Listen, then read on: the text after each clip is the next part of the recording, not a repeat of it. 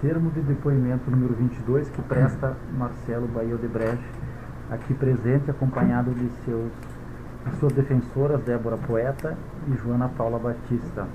Marcelo, eu peço que tu identifique se elas são efetivamente tuas defensoras e ainda se tu estás aqui de forma voluntária para colaborar com o Ministério Público a partir do acordo celebrado com base na Lei 2850 de 2013.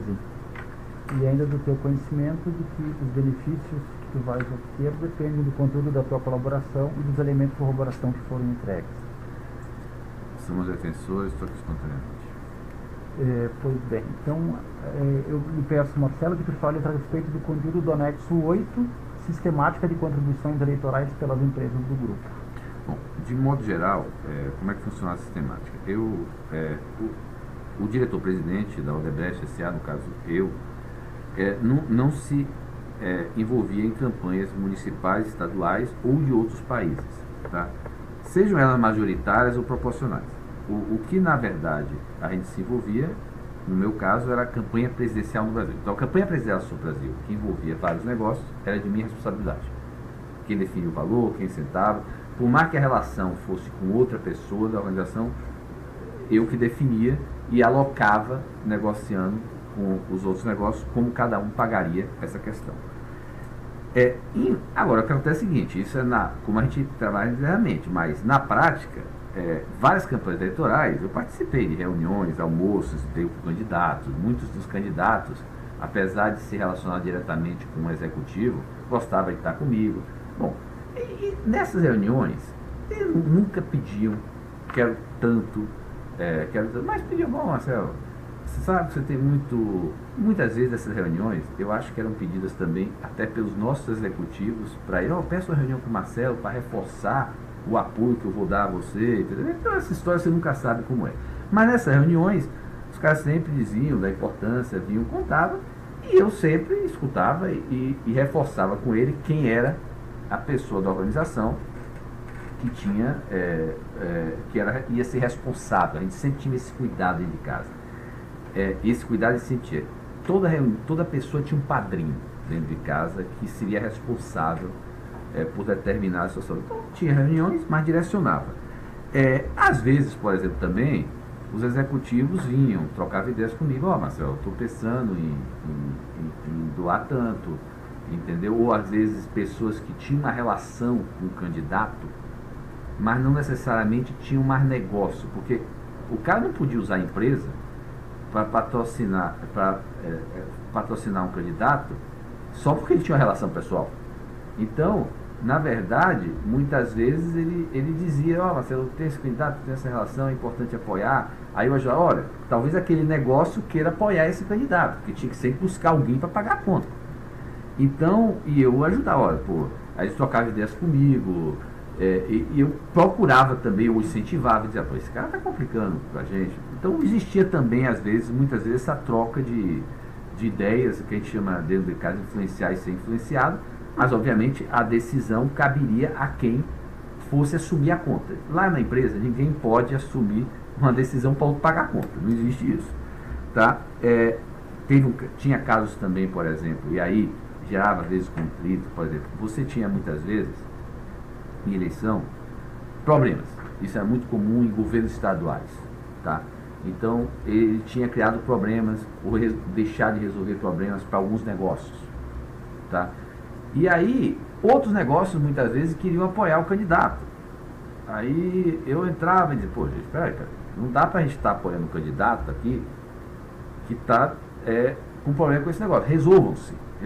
Aí eu botava o pessoal e dizia, você apoia, desde que você alinhe com ele. Então eu entrava também muito para resolver um pouco esses conflitos que gerava, porque em vários estados, no exterior é menos, porque em geral no exterior você tinha menos negócios, mas no Brasil e nos estados você tinha muito negócio envolvido. Então tinha alguns que estavam indo bem e estavam tendo bons negócios com aquele candidato, tinham boa relação, e outros não. E aí gerava esse tipo de atrito, porque uns se sentiam o seguinte, por que a empresa está doando para ele e o cara está me criando problema? Então às vezes havia esse tipo de coisa. Eu procurava nessas horas, por exemplo, tentar pegar e dizer, olha, aquela empresa, aí eu olhava, seja pela relação pessoal, seja pelo peso do negócio, muitas vezes eu tentava dizer, ó, o padrinho é esse. Então, era muito comum, por exemplo, que a Braskem assumisse o apadrinhamento das campanhas da Bahia, que tem o polo Camaçari, do Rio Grande do Sul, onde a construtora não tem um peso muito grande. Era muito comum. Não é que ela pagasse toda a conta, mas não se teria uma doação, um acerto, sem passar pelo blessing do padrinho. Era no Rio, por exemplo, a relação, principalmente no governo Sérgio Cabral, era com o Júnior. Então, ninguém faria uma doação a Sérgio Cabral, ou aos candidatos contra o Sérgio Cabral, sem alinhar com o Júnior. Em São Paulo, aí você tinha o caso, você tinha, por exemplo, você tinha Serra, tinha o caso Alckmin. Em cada caso, você tinha ou tinha uma pessoa da relação, ou você tinha um negócio que tinha um maior peso, e aí as decisões ocorriam, cada negócio tomando decisão, e eu entrava muitas vezes para apaziguar os atritos que havia nessa relação. Uma coisa que eu procurava fazer, e aí assim a minha responsabilidade é a seguinte: eu, no início de cada campanha, eu definia um valor global, oficial. Ou seja, eu não procurava, eu nem definia, nem procurava saber o valor total, incluindo o caixa 2. Porque aí cabia, eu estaria se miscuindo com a delegação de cada empresário. Mas como a doação oficial era uma coisa que ia impactar na imagem da organização, e as pessoas diziam, ó, o Odebrecht como um todo doou tanto, então eu procurava definir o valor global. Normalmente eu jogava um valor para baixo no primeiro turno, que eu sabia que ia ter no segundo turno, e ia aumentando. Então eu acho que, por exemplo, na última campanha de 2014, eu tinha uma preocupação de ser, acho que 70 milhões, a gente acabou doando como grupo como um todo, 130 milhões. Tá? Doação oficial. Também, em alguns casos, eu procurava entrar para apaziguar, para definir o valor máximo oficial para cada candidatura. Por quê? Você não podia doar oficialmente 500 mil, que eu estava falando ontem para o negócio, 500 mil para um governador do Amazonas, que você não tem nenhuma atuação. E daqui a pouco doar 200 mil para um governador de São Paulo. Aí vai ter estreia. Então, essa preocupação do que vinha, e essa questão do caixa 2, essa questão é aquele ciclo vicioso que se criou. A licitude eleitoral está no caixa 2, mas a licitude da origem não necessariamente está no caixa 2. O caixa 2 acabou ficando uma conta que os candidatos não queriam se expor, o outro expunha tanto, aí o próprio candidato pedia às vezes, olha, eu não posso receber tanto de caixa oficial, eu não quero aparecer que você me doou tanto. Então, a forma, apesar de ter licitude eleitoral, a forma não necessariamente é onde estava. Podia ter caixa 1, que era decorrente de propina, e caixa 2, que não era decorrente de propina. Então, você tinha todas essas questões, mas eu procurava definir o valor global e, às vezes, a candidatura máxima. Também, eu procurava saber, no meio da campanha, nessas doações oficiais, como é que está a distribuição do partido. Então, o pessoal me consolidava, e muitas vezes eu sabia o seguinte: a gente procurava saber PMDB, PT e PSDB, oficialmente, tinham praticamente 3/4 do valor oficial que a gente doava, e o resto assim. Então, isso era como se dava, e tinha muitos atritos. Vou dar o exemplo que eu citei aqui. Por exemplo, eu me lembro, veja o caso de Pernambuco. Pernambuco, a gente tinha as maiores obras que a gente estava tocando em Pernambuco eram da Reneste. Aí o que acontece? Mesmo que a obra não seja do governo do Estado, o governo Eduardo Campos, várias vezes eu estive lá, ajudou, o pessoal secretário dele ajudou a gente a resolver problema sindical, tive greves e mais greves. Então, você está lá, atuando no Estado, com 10, 20 mil pessoas, há uma expectativa também de você apoiar aquela candidatura. Aí, e no caso, mas quem era responsável pela candidatura do Estado era o diretor de infraestrutura, que tinha muito menos obra. Então, na verdade, é o seguinte, e como a gente provisionava todas as contribuições em algum secretário de alguma obra, muitas vezes eu tinha o cuidado de dizer o seguinte: ó, você não acerte nada de contribuição aí. Eu falava para o pessoal da área industrial, não acerte nada sem alinhar com o diretor de infraestrutura. Então, essa questão tinha, até porque muitas vezes a pessoa, por exemplo, você pega uma pessoa que tem uma relação histórica com um determinado candidato, que paga X a vida toda. Aí vem o outro e resolve pagar X vezes 10, porque tem interesse num determinado negócio. Aí criou uma confusão. Então esse tipo de coisa, eu entrava às vezes para apaziguar esse tipo mas é uma coisa muito difusa. Era uma coisa assim, não era regra escrita, funcionava muito na delegação. Você tinha, olha, você, em época de eleição e com candidato, talvez você tivesse o quê? 100, 200, 300 pessoas se relacionando no Brasil todo com candidatos, definindo valores e tudo mais.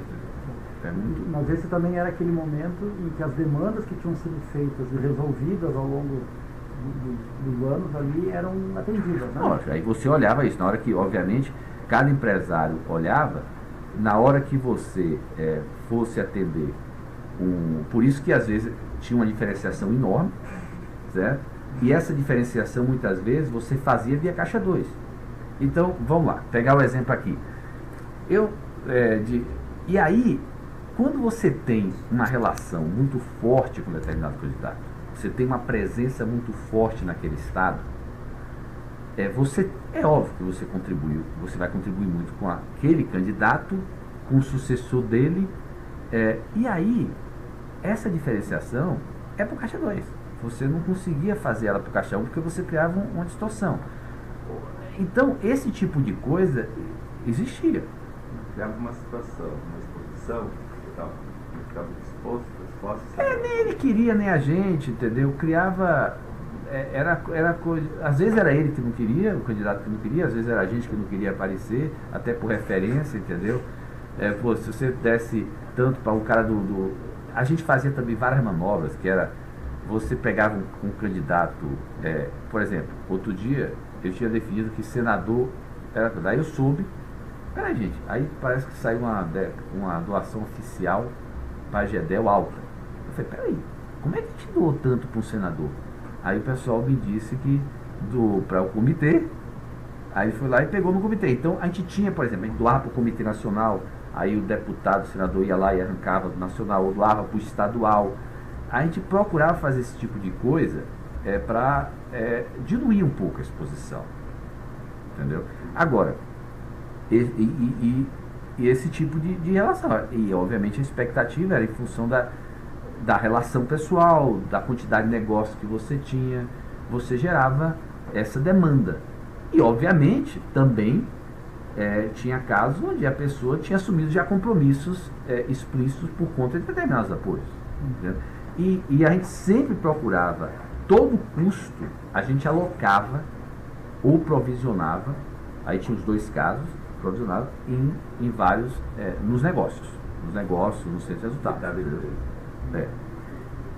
E eu comentei, quer dizer, tinha casos também, e isso era muito comum, às vezes, no estado como Bahia, que tinha várias pendências, quer dizer, quando a gente percebia que tinha, isso é um desgaste enorme, quando a gente percebia que alguém que podia influenciar não ajudou a gente a resolver pendências, aí vem aquela demanda. E eu mesmo senti, por que a gente vai apoiar um candidato que deixou cheio de pendência? Mas outro negócio eu queria. Porque a descentralização é importante, o outro negócio é bom, mas não tem nada a ver com essa pendência. Ele vai criar. Então é uma confusão isso. Esse desgaste gerava. Então ficava nisso, entendeu? Às vezes eu tinha que entrar no circuito para definir, esse é o padrão, ele vai definir. Pessoal, mas existia isso. Como administrar tudo isso? Aí a gente assumiu o seguinte, aí funciona, seja qualquer coisa da organização, tinha o empresário. Quem pagar a conta é aquele início, é o dono do seu negócio. Como a gente tinha cultura, a gente diz o seguinte, cada um é agente do seu destino, cada um é responsável pelo seu negócio. O dinheiro vai sair dele. Ou seja, do negócio dele que ele é avaliado, todo mundo é avaliado pelo seu negócio. Então, eu não me preocupava, a responsabilidade vem com a obrigação de pagar a conta. Então, por exemplo, eu não me preocupo, no final ele ia pagar a conta. Se ele acertasse, isso ia sair da base de avaliação dele, ele ia ser avaliado por isso. Então... E como você administrava isso tudo? A única coisa que eu na eleição. Para ter esse controle de Não, tanta eu informação. não tinha esse controle. Mas e a informação era guardada como? Como manter toda essa informação? Só de memória? Não, o que era a informação que eu guardava? Eu tinha o controle da campanha presidenciais, Certo. isso era comigo. Sim. Eu procurava saber o controle das doações oficiais, Tá. por quê? Porque essa é a que batia. E eu, a partir daí, como não era minha responsabilidade, eu entrava para administrar conflito. Só. Agora, o que é que eu sabia muitas vezes pelo tempo, você vai sabendo. Se você me perguntar hoje qual é o padrinho interno, ou a pessoa interna, que tem mais relação com um determinado político, eu, com o tempo, sei. Então, se você me perguntar, se uma pessoa me perguntava assim, pô, Marcelo, eu estou com problema aqui, eu digo, esse assunto você vai alinhar com tal pessoa. Então, muitas vezes, um empresário não sabia quem internamente era responsável pelo apadrinhamento de determinado político. E eu, em geral, eu tinha essa informação, entendeu? Essa informação você vai adquirindo com o tempo, você sabe quem se relaciona. Uma coisa também muito comum em eleição é a história do cacique. Muitas vezes é o seguinte, a pessoa não está concorrendo na eleição, mas ela é um cacique do partido. Então, ela elege, por exemplo, isso é muito comum na campanha municipal. A gente não tem interesse nas campanhas municipais, não temos muito negócio com prefeitura. Fora, te amo, Rio, Bahia, Salvador, que são prefeituras. Mas, normalmente, a gente não tem negócio com prefeitura. Então, nossos empresários não se interessavam pelas campanhas municipais. Só que nas campanhas municipais é onde os deputados e senadores fazem a sua base. Então, muitas vezes, os deputados, senadores, governadores pediam apoio a gente, ou aos empresários, para apoiar as campanhas municipais. Mas isso aí, esse tipo, cada um cuidava do seu. Não era uma coisa, não tinha um controle consolidado. Se perguntar hoje quanto, cada um vai saber o seu, juntando todas as peças, vai ter, mas a gente não procurava ter esse controle. Você não tinha esse controle, então. Não, isso é que eu digo, esse controle não havia, não era só para isso. Na organização como um todo, o negócio funcionava assim, era descentralizado. Isso não era só para a questão da campanha. Por exemplo, as pessoas faziam um diretor nosso de contrato podia assinar um contrato de 2 bilhões de dólares, não precisa ter autorização de ninguém. Ele assinava um contrato de 2 bilhões de dólares. O único controle interno que havia eram questões relativas, por exemplo, a investimento. Quando você demandava dinheiro do acionista, aí você era obrigado a pedir o dinheiro do acionista. Mas se esse dinheiro viesse do seu centro de resultado, você não precisava, porque você era avaliado por ele. Mas as situações não impactavam no resultado? Não tinha controle? Sim, mas o cara era avaliado. A cabeça nossa era que a pessoa, se ela tivesse disposta a pagar esse custo, só ela podia avaliar se esse custo era relevante ou não para o negócio dela, e ela ia ser avaliada porque ia sair a base de resultado dela. Não quer dizer que muitas vezes não havia um liderado busca no seu líder uma troca de... Não quer dizer que a pessoa toma todas as decisões sem trocar uma ideia. Troca-se às vezes. Então, por exemplo, você pega um caso assim. Bahia é um caso muito específico, que a nossa origem é na Bahia. Se um negócio vai criar um caso com o governador da Bahia porque ele não resolveu, em geral, o cara busca se alinhar e dizer, eu posso criar esse caso porque vai afetar vários negócios. Então, existia esse tipo de troca de ideias, entendeu? Mas, na verdade, o líder da nossa organização, ele não atua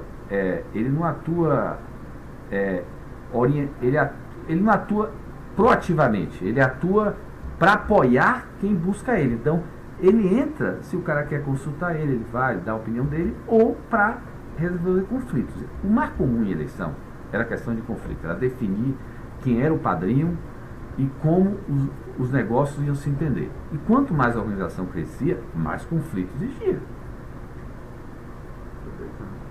Em relação à questão desses conflitos, poderia esclarecer um pouco melhor o que está no seu termo, a respeito do problema que aconteceu na Venezuela, Esse eu citei porque foi um exemplo seguinte. No exterior, no passado, era só consultor.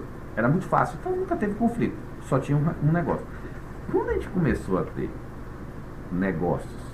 mais negócios no mesmo país, aí começou a confusão também. Então, por exemplo, esse caso ficou marcado porque na Venezuela, a Venezuela era o único país, quando eu assumi como diretor-presidente da Odebrecht, a Venezuela era um dos 5 negócios, porque tinha um peso muito grande, era um dos 5 negócios da construtora. Então o líder empresarial da Venezuela estava ligado ao diretor-presidente. Os outros consolidavam vários países. Então eu, de certo modo, tinha uma noção maior do que outros. No Carabinero não tinha uma noção porque começamos a ter a atuação de vários negócios na Venezuela. A pessoa que estava lá há anos, o diretor de lá, ele é da área de infraestrutura. Nunca tinha tido relação com a PDVSA. Aí quando chegou os outros negócios, óleo e gás, e principalmente industrial, que esse diretor era da área industrial, ele começou a ter relação com a PDVSA. Aí ele começou a fazer acertos, e aí a pretexto de campanha política, os detalhes aí ele sabe, mas acertos, que o cara de infra começou a reclamar. Porque, pô, o cara vai lá, chega, começa a fazer acerto, me perturba todo, dá referência, tudo. Aí foi que eu dei uma chamada e falei, pô, você não pode chegar e fazer nenhum acerto que não envolva, qualquer acerto que envolva agente público, sem combinar com a pessoa lá, porque você vai perturbar. Tá, e aí houve pagamento para grupos distintos, então. É o que eu estou dizendo. Às vezes é a mesma pessoa. Imagina assim, qual era a dificuldade? Isso era Venezuela. Todo lugar que você tinha um negócio, imagina o seguinte, a pessoa resolve o problema de um negócio, ou aquele governador, aquele prefeito, aquele deputado ajuda muito negócio, e prejudica a outra. Aí ele vai naquele negócio que ele ajudou e quer arrancar a contribuição. E o outro está sendo prejudicado. Aí o outro reclama. Então, esse tipo de coisa é que aí eu tenho que definir quem é o padrinho, entendeu? Muitas vezes o padrinho podia até ser quem prejudicou, muitas vezes podia ser quem ajudou. Aí tinha que ver o peso também, por exemplo. Você tinha um negócio que tinha um peso enorme, tá? E outro que era mínimo naquele lugar. Se o cara foi prejudicado, eu não vou dizer que é o rabo abanando o cachorro. Então, é o que eu estou dizendo. Às vezes a gente vai ajudar pelo que é o todo, entendeu? Então, definir o padrinho. Agora, às vezes não. Às vezes é uma relação histórica, tá? Então, era muito... E mudava com o tempo, porque... Às vezes o empresário muda pelo peso, às vezes tinha desgaste. Então, essas coisas mudam com o tempo. É uma coisa meio natural. Na organização, não era definida por ninguém, ocorria de maneira natural. Novamente, o líder entrava, não só eu como todos, para apaziguar eventuais conflitos liderados. Por exemplo, muitos conflitos, os meus diretos resolviam quando era entre o pessoal dele. Tá. E em Pernambuco, o que aconteceu lá com... Então foi aquele caso que eu citei. Você tinha uma obra relevante lá, o Márcio me disse uma dessas vezes, Marcelo, e aí o pessoal também faz o seguinte, eu vou comentar na frente, o Márcio não se envolvia em campanha, em apoio político, ele nunca conversou comigo sobre apoio político. Uhum. E aí, ele uma vez mencionou, como que ele dizia assim, eu estou lá, ajudando na campanha de Eduardo, tá? Aí eu falei, ô Márcio, você não vai fazer nada sem alinhar com o Pacífico, porque Pacífico já estava, porque era o diretor nosso, já estava reclamando que Márcio estava ajudando ele quando ele tinha vários problemas com o governo do estado para resolver. É aquela história, pô, o cara vai lá, procura e aí o outro que está resolvendo os problemas, aí o outro fica malzinho, entendeu? Quer dizer, então esse tipo de coisa foi o que eu me lembro que Márcio procurou e eu falei, Márcio, não, tá certo, nada lá com o resultado sem passar sem alinhar, usava esse termo, sem alinhar com o diretor de lá. Sem ver, também, então, sem ver se os problemas estão resolvidos. Sem alinhar. A questão está encaminhada. Na verdade, essas coisas você tem que ter um líder. Quer dizer, eu sempre no final, se havia um conflito, se eu não definisse quem ia tomar a decisão final era minha. Então, sempre, se havia um conflito, eu acabava escolhendo. Este cara vai tomar. Obviamente que essa pessoa, em geral, eu olhava o todo, apesar de olhar o interesse dela, mas eu sempre definia um padrinho para cada candidato. Esse negócio era de maneira natural, às vezes precisava entrar. Se alguém não estivesse cumprindo com a sua obrigação, ou estivesse resolvendo um problema que existia, ele recebia também, de qual forma, valores? Olha, ou tinha um limite para isso? Tinha um ponto de ruptura? Olha, aí depende de caso a caso. Às vezes você tentava, às vezes eu sei que, por exemplo, no meu caso uma vez, eu até menciono aqui no anexo, eu tinha essa conta de apoio a Guido, tá certo? E a Paloma. Aí, na eleição de 2014, a Graça me criou um mega problema. E o Guido tinha me pedido um apoio que não tinha nada a ver com a graça. Foi a conta da minha conta.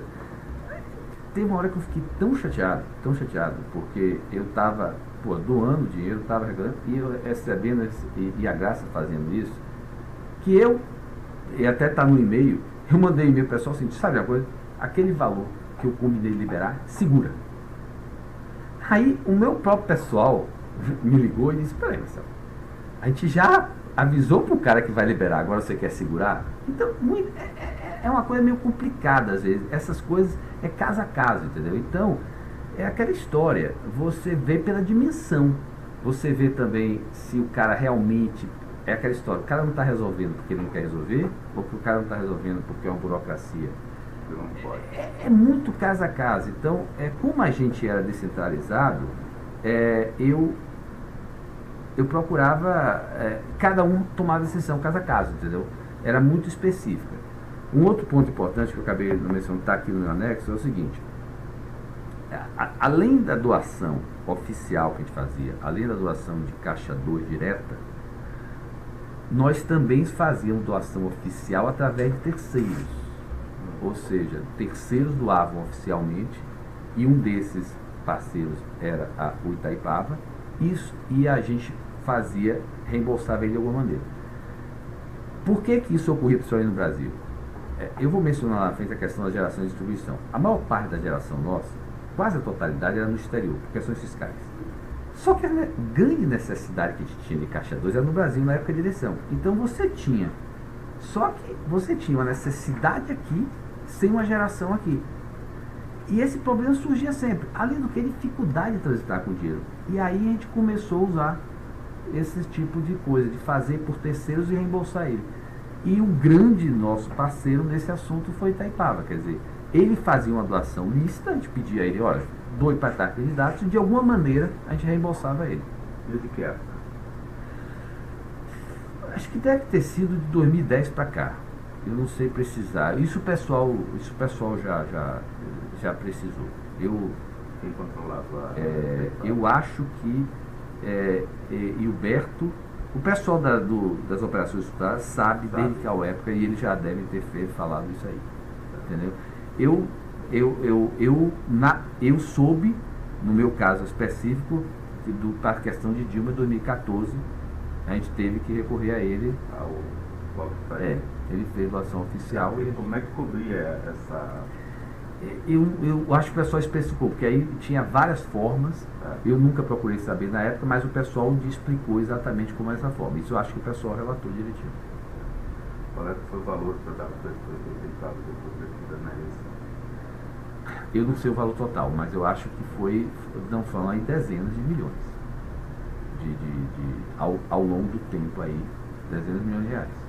Tem anexo específico? Deve ter anexo do pessoal deles, da operação estruturada, deve ter falando sobre esse assunto. Inclusive deve ter dito, eles devem ter o controle, porque o dinheiro foi reembolsado de alguma maneira.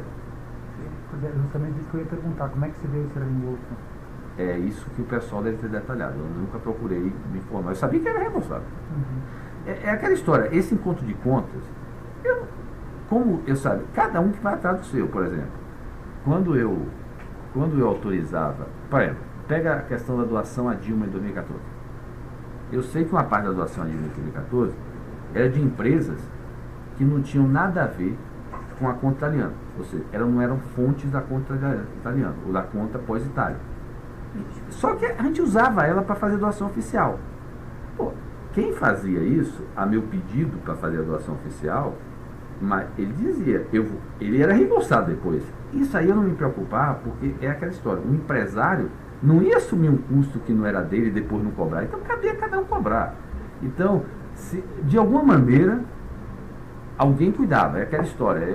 Se era a responsabilidade de alguém ia fazer, alguém ia cuidar disso. Entendeu? Uma última... Existe alguma forma de contribuição direta para algum político, tipo assim, investimentos de alguma empresa, parcerias, essas coisas assim? Direta não entendi. Como? Normalmente aqui só tem se falar assim, campanha, né? Mas assim, um benefício direto. Sim, é o que eu digo. É o seguinte, Você tem vários casos. Tá. Você tem o caso seguinte, aí cada um vai poder precisar. Eu, por exemplo, eu precisei. Tá. Na relação que eu tinha da conta italiana, eu precisei o seguinte: desse montante que eu acertei, teve 2 montantes que foram fruto de contrapartida específica, que tem a ver com o refis da crise e o rebate de Angola. Tá. Os outros foram uma questão mais geral. Com certeza, cada um vai poder precisar se aquele valor que a pretexto, porque nem sempre a gente, estou dizendo assim, tipo, quando é caixa 2, esse é um dos problemas também de caixa 2. Quando é caixa 1, você sabe que foi para a campanha oficial. Uhum. Quando é caixa 2, em tese, o cara diz que é para a campanha, mas você não pode garantir que foi. Claro. Mas cada um vai poder precisar, como eu precisei na minha, se aquilo ali foi decorrente de um acerto específico ou se aquilo foi decorrente de uma coisa mais geral, de um apoio. Aí cada um vai poder ser preciso. No teu caso específico, a conta amiga era específica para o Lula e que mais... Não, mas aí na minha conta o que eu faço é o seguinte: a base da ilicitude eu acho que está na fonte. Tá. Ou seja, na verdade, no meu caso específico, teve 2 casos de contrapartida específica. Foi o assunto do refis e foi o assunto do rebate. Tá? Os usos, na verdade, muitas vezes quem usava nem sabia de onde é que vinha. É aquela história. Quando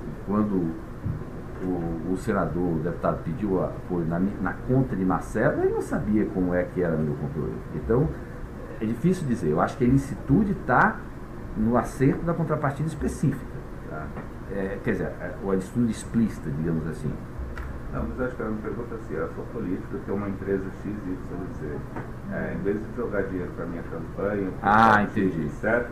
Você vem e me ajuda na minha empresa. Olha, isso pode ter ocorrido, mas também através de operações estruturadas. Porque uma coisa que a gente tinha muita... uma coisa seguinte: desde o início, isso foi desde a década de 90, essa questão de... A gente separou totalmente. A gente gerava o Caixa 2 e jogava para fora da empresa. E aí tudo que seria pagamentos de qualquer natureza, propina ou não, qualquer natureza, ia ser feito por pessoas autorizadas a usar esse Caixa 2. Por quê? A gente não queria que nenhum pagamento de qualquer tipo de natureza que não contaminasse a contabilidade oficial. Até para a gente ter a disciplina de quando a gente está assinando o balanço, quando ele está... Por exemplo, você não excluir o pessoal corporativo com o pessoal que tem autorização para fazer esse tipo de pagamento. Então, em tese, se isso ocorreu, é aquela história. Quando você faz um pagamento não contabilizado via Caixa 2, você não sabe para onde você vai ir, porque, na verdade, o que é que você recebe? Você recebe uma conta. Essa conta, ela pode ser uma conta que pode ir para qualquer coisa. Para a empresa do cara, pode ser... Qualquer Você não conhece nenhum caso desses, assim, de algum desses? Não, porque não nos que lidar. Não nesse detalhamento. Não nos que lidar. Não, ele está dizendo assim... Não, qualquer tipo. Eu quero favorecer o político, o patrimônio político. Mas aí, é que eu digo, será que... Aí é forma. Se o cara recebia na conta pessoal dele, na conta da empresa, é forma. A ilicitude está... O fato de receber. Agora, eu não conheço, mas é capaz de ter havido, né? Por exemplo, a Odebrecht contrata uma empresa aí vinculada a um determinado político e isso... Não. É isso que a gente não queria. Veja bem, esse tipo de coisa é que a gente não queria. Por exemplo, a gente podia contratar a pedido. Tá. Muitas vezes vinha pedidos, por exemplo, é o famoso cara que eu vou detalhar, mas tem um anexo que eu falo Taguara, quer dizer, o Lula pediu a meu pai, que pediu para contratar o cara. Mas podia contratar, várias pessoas ligavam para a gente, empresário, pediam para contratar. Mas isso você não fazia, se fosse algo ilícito, você fazia através, você fazia Caixa 2. Você não misturava Caixa 2. Você não misturava a contabilidade oficial. Se você vai pagar por aquela pessoa, se você vai pagar uma coisa que não tem respaldo, é fictício, você não faz pela contabilidade oficial. Tanto é assim que quando a gente começou o processo Lava Jato, a gente começou as investigações internas, eu fiquei bem chateado porque a gente descobriu 2 pagamentos que tinham passado, que eram pagamentos que tinham, eram os 2 únicos pagamentos da área industrial que tinha a ver com aquelas empresas de fachada. Não era para ter. Porque se era para ter algum tipo de pagamento, independentemente de qual é, ele não podia ter ali. Então ele descobriu esse pagamento. Eu não vou dizer que às vezes não ocorreu, mas não era para ter. Mas, por exemplo, era um desgaste. Por exemplo, eu me lembro que uma vez ela está relação, por exemplo, a questão de Duda. Isso ocorreu. Eu menciono lá. Por exemplo, no limite, eu digo, ocorreu essa questão aqui, mas foi uma questão que eu menciono no anexo específico. Uhum. Acho que é logo mais à frente a questão de Duda, como a gente fez um pagamento a ele. Mas por quê? Porque ele tentou de uma forma, a gente tentou via Caixa 2, não conseguiu, tentou outra, aí no final acabou fechando um contrato fictício. Mas não é para ter. Não era para ter contrato fictício porque você contamina a contabilidade oficial. Entendeu? Então, pode ter tido pagamento para empresas, mas foi via Caixa 2. O que não quer dizer que não ocorreu. Sim. De uma maneira disciplinada, até eu mesmo aprovei um, tá, que eu menciono lá. Marcelo, só para concluir, tu referes aqui no que foi no anexo, alguns políticos que receberam doações eleitorais. Se puder só confirmar o nome deles, por favor. Foi, eu mencionei alguns políticos que eu conhecia, que recebeu o Gedel, o Jacques, o Ginho, Kátia, o Edson Lobão, entre outros vários, o pessoal, ou seja, em alguns casos eu sabia, por exemplo, a magnitude do pagamento. Eu sei, por exemplo, o Gedel é um cara que sempre apoia a gente é um cara que apoiava muito.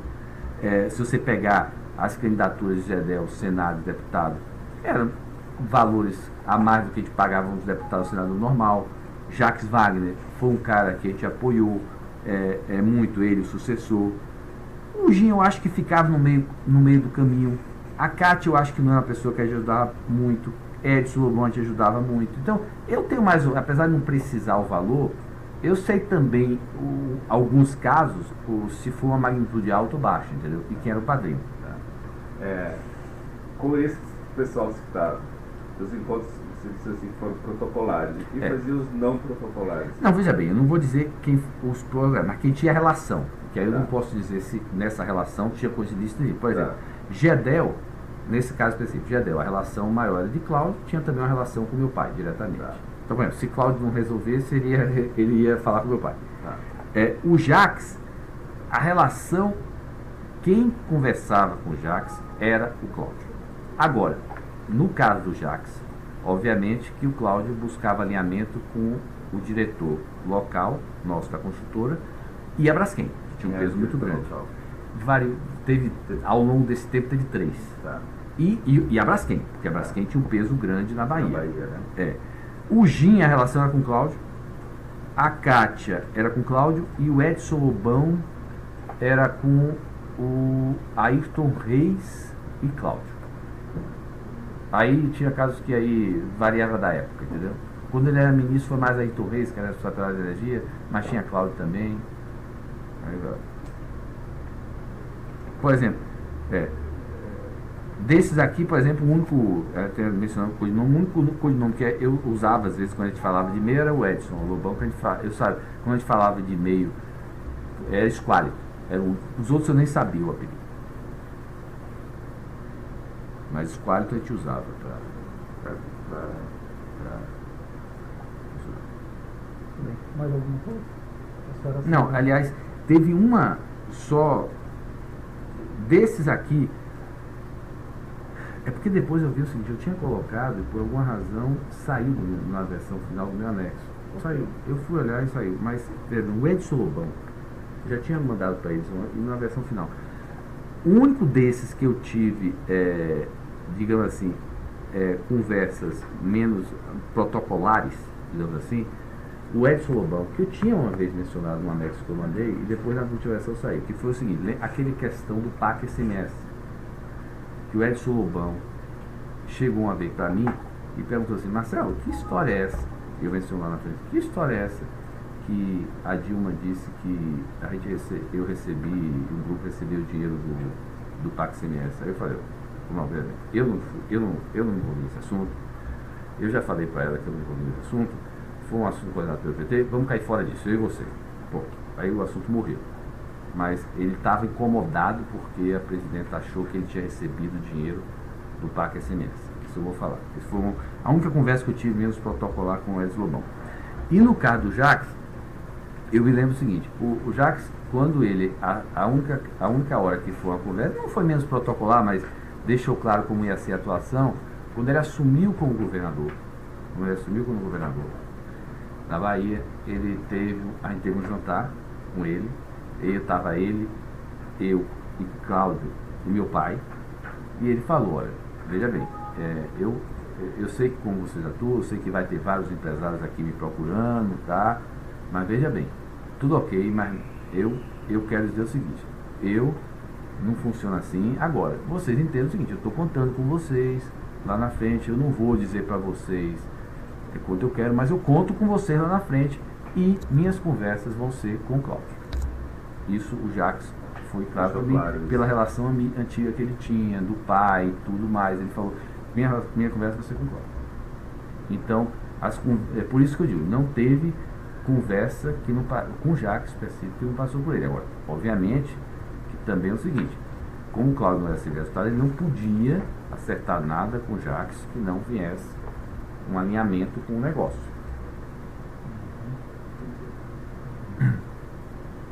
Posso encerrar? Então, dou por encerrado o termo de depoimento número 22, prestado por Marcelo Baio Odebrecht.